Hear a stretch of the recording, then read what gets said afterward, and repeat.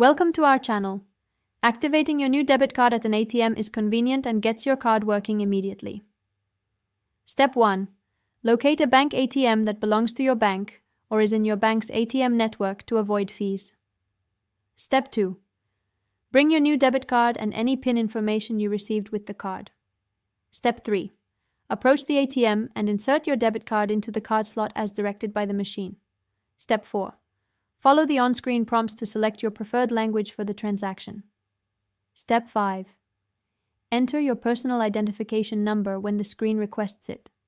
This is the PIN you received or selected when you got your card. Step 6. Select the activation option from the main menu if your bank requires ATM activation. Not all banks activate at ATMs, so check your welcome materials.